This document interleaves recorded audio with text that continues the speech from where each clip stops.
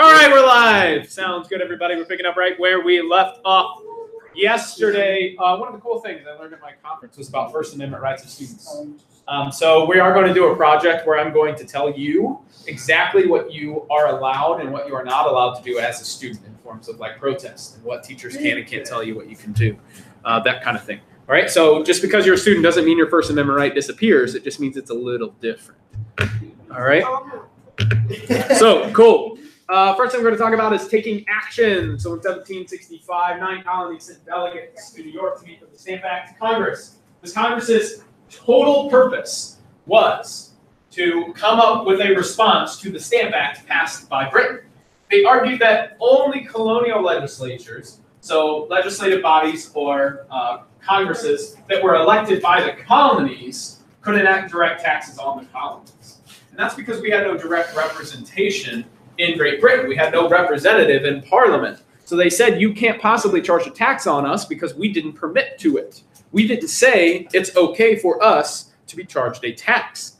Or the famous statement, taxation without representation. By 1773, 8 years later, the Committee of Correspondence were urging resistance of the British. The Committee of Correspondence was a group of people whose job it was to kind of get together and say, hey, we should communicate more. We should be in contact more. We're in the same boat. The same people are in charge of us. We don't like it. We don't think it's fair. And we don't think we should have to follow their rules because they don't have permission from us to have those rules. Right? It's sort of like when you sign the student code of conduct to come to school here, you are agreeing to follow our rules. Right? But it's sort of a catch-22, right? Don't agree to follow the rules, you don't get to come here. Don't agree to follow your homeschool's rules, you also don't get to go there. Right? You have to sign that code of conduct because you're legally required to come to school. So if you don't sign it and you're not allowed to come to school, you are going to be arrested. Well, truant, but your parents will probably have to go to. Parents or guardians or whoever's in charge of you would have to go to court. That's lit. Yeah, you would have to go too. I've been in court so many times. Yeah. They know my name. Yeah, it doesn't mean that you should go back. Yeah. All right. So the First Continental Congress. This is the first time we sort of said, hey, let's do this. Let's do this thing. Right? Let's be free. September 5th, 1774.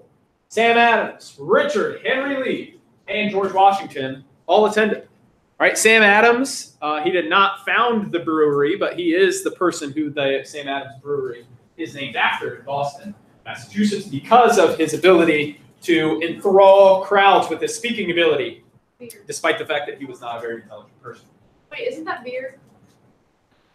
Like, yeah, it's a beer, but the like, whole conversation. Is it beer or is it like? It's lagers and ales and beer, some beer. No. They're all I don't know the difference. Richard Henry Lee. We've heard of Richard Henry Lee, right? Sounds like a good Chinese. Sounds familiar. He's an important dude in the respect that he was a part of the First and Second Continental Congress. He also signed the Declaration of Independence, but he was never elected to any like serious public office like president, secretary, state treasury, right? But you know good old G-Dub, George Washington was there. He was ready to go. He was ready to fight. He got his experience in the French and Indian War. That's where he sort of got his military chops. He knew what was going on, what was happening on the side of the British. Stayed in the colonies, liked it. And he decided, hey, I'm going to be an American. Let's make this happen. So what did they do? Well, the colonies placed an embargo on Britain. Why? Right? Placed an embargo on Britain. So more important question than why is what? What is an embargo? Somebody who just typed the word, right-click it. Embargo. Read me that definition. Go ahead, Damien. It's a ban on. Yeah, it's a ban on trade. They basically said, hey, Britain, you aren't allowed to bring anything to us anymore. Sorry. And Britain said, we're literally in charge of you, so yeah, we can. Right? And the colonists said, no, you can't. So on April 19, 1775, the British sent the Redcoats, which was the British Navy at the time, to Lexington Concord, where the shots heard around the world occurred. Wait, is that like the Bloody Monday or whatever? I've never heard of that term. Bloody Sunday or something like that? I don't know. Bloody, I don't. All right, Colonial Minutemen were militia members. They were basically citizens who said, "Hey, if something goes down where I'm located, I will go and fight." Sort of like the primitive National Guard, right? National Guard in today's society serves the purpose of serving the community. They're only called into action if something in their community or something else happens, right? We have the Ohio National Guard, which is just the state of Ohio. The Minutemen were sort of the precursor to that. They helped deal with situations that arose in their specific area. So sort of the first battle of the American Revolution, which is not a revolution, right? American Revolution is not a revolution. Anybody want to know why? Because it was not. I don't know. What? We're already disciplined. Right-click the word revolution and tell me what the definition is, and that will pretty much answer your question, but I'll explain it a little more in depth. Go ahead, Titus. A forcibly overthrow. A forcible overthrow of a government or social order in favor of a new system. Okay, so did we overthrow the government and put in a new system? No. No. We literally just said, hey, we're going to do our own thing, right? So while it is called the American Revolution, and you can refer to it by that, and that's fine, it was technically a war for independence because we didn't overthrow what was happening. If you've ever seen the musical Les Mis, that is a revolution. That was a group of people overthrowing the current government that they have and putting a new government in their place. We're literally replacing them. Yeah, the original, the 32 version, or the Hugh Jackman? Hugh Jackman did a great job. The original was in the 30s, 1932. Hugh Jackman was great in it. Loved Hugh Jackman in that. Within weeks of that clash, Lexington and Concord, delegates from all 13 colonies gathered in Philadelphia. Incredibly important because this was the very first time that delegates from every colony had met together in one room. Basically, this is sort of the spark, right? That clash at Lexington and Concord basically made everybody say, they do view us as inferior. They do view us as less than, all right? This Congress, the Second Continental Congress, so if I were to ask you a question that asks which group was sort of in charge of making the Constitution or bringing the country together, it would not be the First Continental Congress, it would be the Second Continental Congress, all right? So the second two Continental Congress assume the powers of a central government. They basically functioned exactly like our federal government does today, or what you call a federal government. All right, so they got together, all these delegates from all these states got together, and they said, hey, John Hancock, you're a cool dude. You are going to be our president. They voted for him. So John Hancock technically is the first president of the United States. Really? I thought it was George Washington. Yeah, technically, since they assumed powers of the central government, we fought a conflict. If you backdate it, since we won the war, you can backdate it. John Hancock was technically the first elected president I've been lied to my whole of life. the United States. Now, under our Constitution, So wait, is he the second then? no, there were a bunch of presidents in between John Hancock and George Washington. None of those people were elected. Is he not in here? It's the very first one. No, wait, where's the other guy? It's not on there. Because he wasn't president under the current Constitution, which I already said. What? Listen. That doesn't make sense. Thanks. Right? Our Constitution wasn't written until 1787, but we declared our independence in 1776. So every year we elected presidents during that time period that served as presidents of the United States, but they weren't under our current Constitution, so they are not recognized. Hey. Because we had the Articles of Confederation, we got rid of those. We're going to cover that in a second. All right, John Hancock. All right, John Hancock is most famous for two things. Number one, serving as the president of the Second Continental Congress. Number two, he was the first person to sign the Declaration of Independence. It's not very big, very large in comparison. And we'll see that. We'll look at an actual copy of the Declaration in a minute. All right? They voted to organize an army and navy. They said, hey, it's go time. Let's go fight these people. They also decided they were going to issue their own money because they said we cannot possibly use the British pound anymore if we are separating ourselves. If we're going to separate, we need to separate. They coined their own money. They printed it on gold. They printed it on silver, stamped it, dispersed that money to be used in the colonies. They made George Washington the commander of that army that they created in the Second Continental Congress. How much money do you think is like all around like America right now? I mean, you can get an exact number. Just go to the Department of Treasury and they'll tell you. I'm gonna Google it. Independence. So let's talk about the important dudes. First important dude, Thomas Paine. All right. Thomas Paine wrote a pamphlet titled Common Sense. It influenced many colonists. The Fed. Common sense was basically, isn't it common sense to lead yourselves? Isn't it common sense that you should have to permit your government to have power over you? Isn't it common sense that a monarchy doesn't serve a purpose, right? All of those things. So that common sense pamphlet got passed out to a lot of colonists who read it and sort of said, you know what, you're right. You're correct. I'm with you, Thomas. Yeah. As of September 26, 2018, there is 1.69 trillion in circulation. Perfect. There's your answer. That's a lot of dollars. All right, Sam Adams. Again, going back to Sam Adams, was a major influence on the independence movement. Sam Adams was not a great writer. It's widely believed that he was illiterate, meaning he couldn't read or write, but he was an incredible speaker.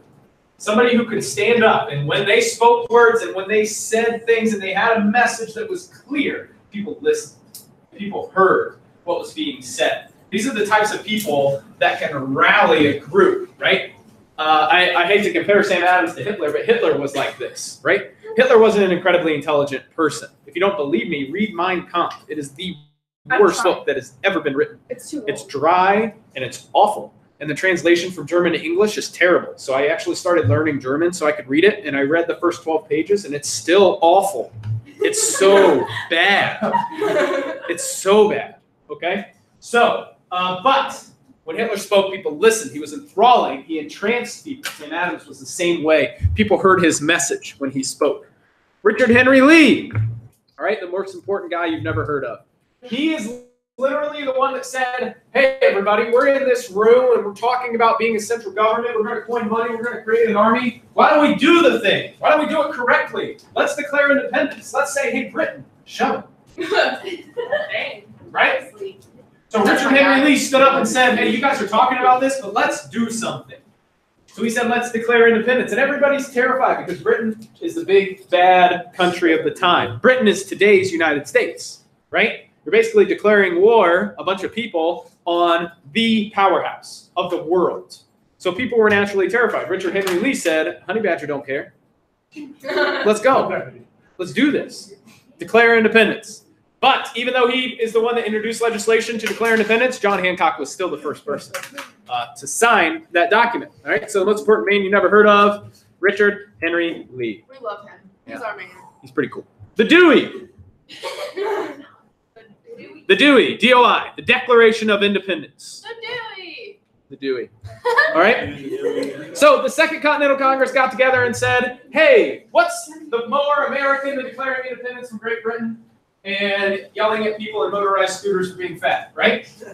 Oh, wow, that's fair. Making a committee, right? That's the third most important American principle. Everybody knows that. You make committees when you want stuff done, right? So if somebody has a good idea, but you don't want to put forth the effort to make their idea a reality, even if it's a good idea, you form a committee and put a bunch of people you don't like on that committee and expect them to have results. And if they don't, you have a reason to dislike them even more. And if they do, you can say, hey, I made that committee. Look at me. I did this, right? Oh. Very American thing to do. But John Adams, the second president of the United States, Thomas Jefferson, the third president of the United States, Benjamin Franklin, never a president of the United States, but he's on your favorite bill. The Why 100. is that? Among others, were chosen. Wait, to who prepare the is? Declaration. On the 100? Yeah, Benjamin Franklin. Benjamin Franklin was not an elected person because he was uneducated. Benjamin Franklin didn't have any formal education after he was 10 years old. Then why is he on the 100 on the Because he was a smart he was considered man. the first founding father. So everybody else, every other founding father was like 30, 40. Ben Franklin was like 70. He's me. He was way older than everybody else, so everybody sort of viewed him as the wise person, the older person who had real life experience, not necessarily education, right? So Ben Franklin was put on there to sort of say, hey, here's how it's been done in the past, blah, blah, blah. Ben Franklin had some really cool ideas. He was the first postmaster general of the United States, started his career as a printer. Little known fact about Benjamin Franklin, widely accepted by historical experts, he was a pedophile. Oh, wow. That's my band. We know what you're trying to do. He was married for his entire life, but he only lived with his wife for about 3 years. She lived out and died in France, and he moved to the colonies and never came back. And he left his wife his second best bed in his will. His second best friend, but it was his wife. But his first best bed went to his not daughter It's weird though. that he didn't have with a 16-year-old girl. All right. So these people were chosen to write the Declaration of Independence. Good job. Now, Thomas Jefferson was asked to write it. Anybody know why they asked Thomas Jefferson? Why did they Because he say, is hey, intelligent. bro, you want to write this? Because he can write with fancy lettering. Yes. Because his last name is No, that's Jefferson. correct. Tiffany is correct. Oh my They God. chose Thomas Jefferson because he has the best handwriting. I did not know that. I love it. Me too. Yep. Who has good writing in here? So basically, the Second Continental Congress said, hey, Lee, it's a pretty controversial thing that you just said we should do, but Hey, let's wait. do it. That's right before my birthday. On July 2nd, they made some minor modifications, changed a few words, changed some certain things, commas, periods, semicolons, blah, blah, blah. They approved it, and then on July 4th, the final draft of the Dewey was proposed on the floor of the Second Continental Congress, July 4th, 1776. And John Hancock and 13 others put their name on it. Eventually, it would include the signatures of, I think, 40-something people, and the Declaration fully went into effect on August 2nd, 1776, which is technically the birth date of America. So, what do I have here? Good question. America. It's a paper Declaration Oh. of Independence. Wow. Is that the It's the original? Declaration of Independence. Yes, because he's a thief. This isn't the real one. Oh, This is an authentic. All right, so. It'd be pretty sweet. You'd be like sniper. How would he use? All right. You can pass this around and look at this, but if you tear it, I'll kill you. I'm just kidding. I won't kill you. But I'll be really upset with you because that cost me like $11. No, it cost me. It didn't cost me anything. One of the So you will students harvest? brought it to me. My student was like, "Hey, Mr. Lunsford would like that." And I was like, "You're dang right. I like that. That's pretty awesome." So take a look at that. Pass it around. Everybody take it. That is what's called a primary source. That means this is unchanged. Nobody interpreted this. This is literally the words that were placed on it on the day that it was written. Right? So this is what's called a primary source. Take a look at this. See if you can read some of it. See if you can figure out what it's saying to you. It's telling me I that thought I you need to said get we should away. never have to read it because it's stupid. I don't know what's anything. You don't have to memorize. You don't have to memorize the preamble, not the declaration. Declaration is different. All right. President John Hancock was the first to sign. It eventually held 56 signatures from 56 different people. Delegate. 56 different people. Pretty cool. All right. Does anybody know? Anybody have a $2 bill? At home. Give it out. I've got a $2 bill like hanging on my shelf. That's So, it. what you'll notice on the Is that back of the going $2 bill, take a look real quick. What you'll notice on the back of the $2 Wait, it's a bill, picture of when the Declaration was being it's a written. bunch of people signing the Declaration of Independence. Do you keep that? Yeah. I keep it for this purpose. That's how the Declaration is. Yeah. $2 bill is still a currently circulated piece of currency. You can go to any bank and give them 2 ones, and they will give you a $2 bill that you are allowed to spend anywhere. I wouldn't even get it to Right? So, I love these boys. I've had this one for about 20 years. 20 years, older than me. So, what's really funny is if you look at that, some of the faces are identical. The person that painted this just used the same face template. Do you know why? I want to see. Because this didn't happen. This is fake. What? How dare they? There were never 56 people in the same room signing the Declaration of Independence. There were no more than 13 in any That's given room at any some given bull- time.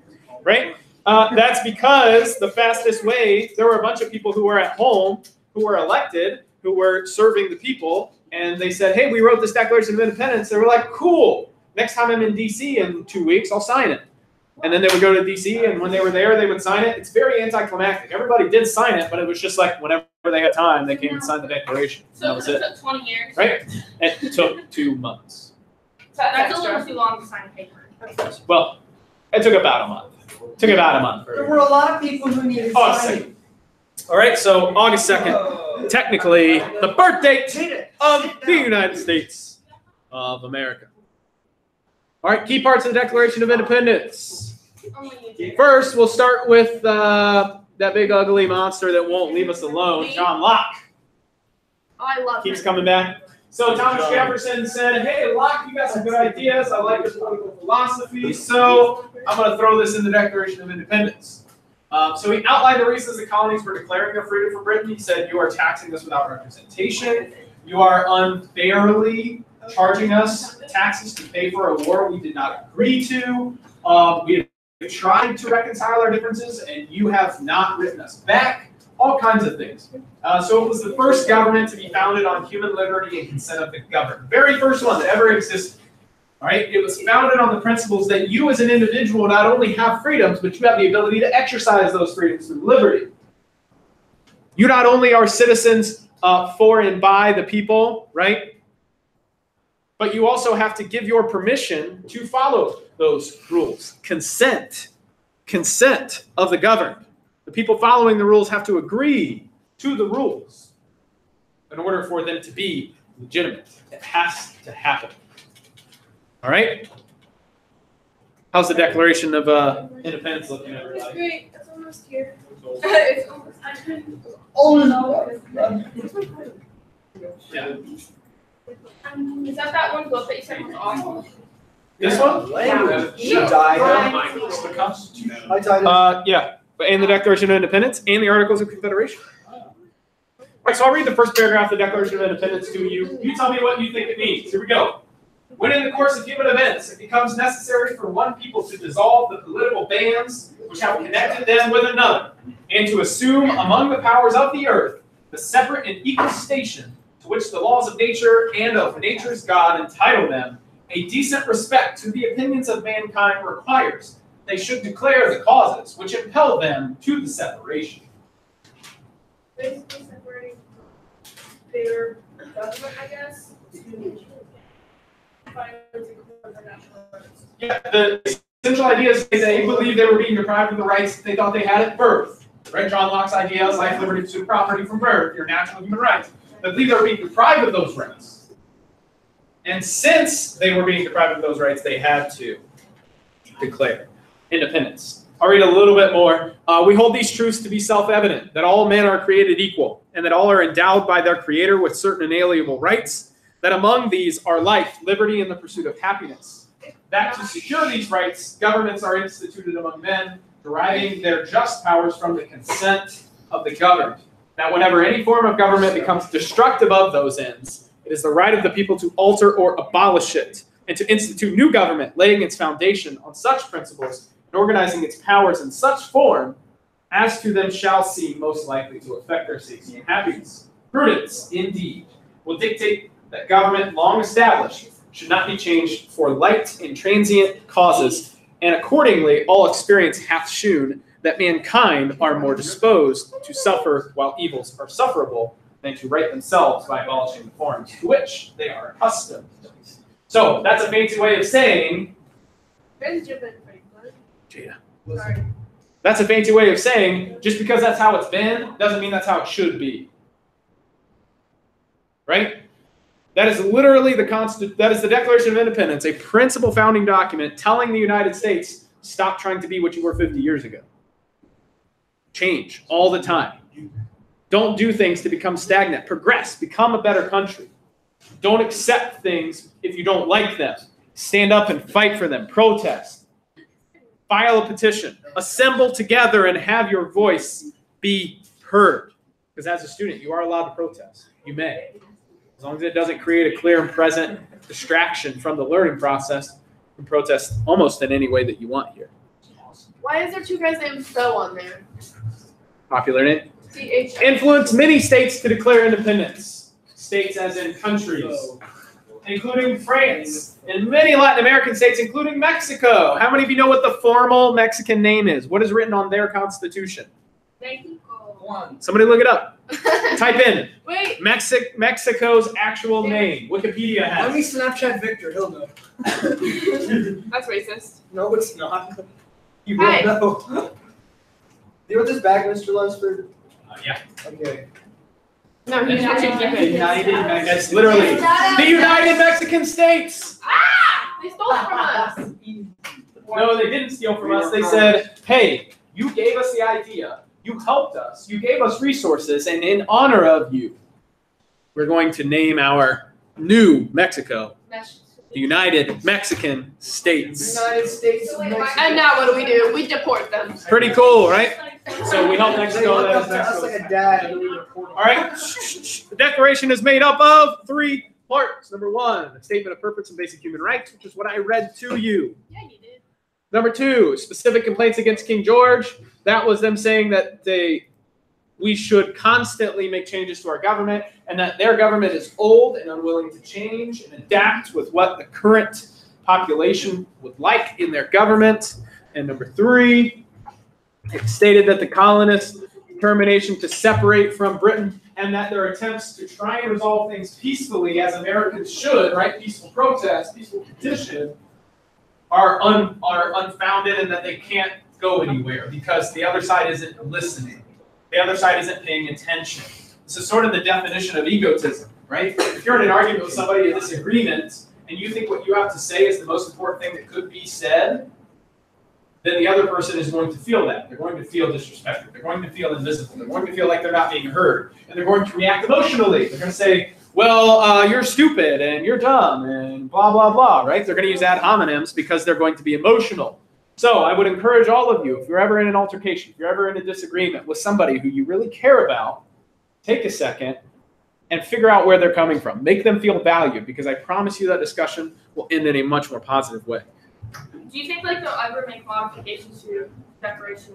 We don't need to, because all the Declaration of Independence did was say, hey, we're going to separate. It's not like a legally binding document. Hey, we're gonna join back together. It's not the Constitution or anything, right? So 3 parts: statement of purpose, basic human rights, complaints against King Georgie, and then that we had tried to resolve things peacefully, but it didn't work. You're seeing. It didn't work. It's not you, it's me. Right? In this case, we were saying it's not us, it's you. You're the problem. Right? After the Declaration was signed, each colony now became a quote-unquote state. And what I mean by that, why I put it in quotations, is they literally became their own country. Right? Each colony became a country. And they were just a bunch of countries that just sort of had an agreement that they were going to work together, which is where the name state came from. Whack. After about 2 months before the Declaration, the Second Continental Congress instructed each colony to make governments that would make their population happy. That was their only parameter. That was the only thing they said. They didn't say have a legislative branch. They didn't say make sure people can vote, right? Those were all, it was so ingrained in everybody that those things were does. Like, of course you get to vote. Of course, blah, blah, blah. That the only parameter that they gave them was make a government in which your people will be happy with. Right? So, and if all of you aren't happy with your government, that's fine. That's not what this is saying. This is simply saying, do you feel free enough in your country to laugh about something? Absolutely. Sure. There are countries in the world where you should not laugh, because laughing at the wrong thing gets you killed. Not a joke. Literal. Laughing at the wrong meme would get you murdered. Yes. Wow. That's some malarkey. By the government. Legally. They can. That was stupid. Why did they ban memes? Did you hear the one guy? Are you talking about North Korea? They banned copyright. The UK Oh, yeah. banned memes because they're copyrighted content. Well, I can't go Did you hear there. the guy that got arrested for saying? All right. That's it.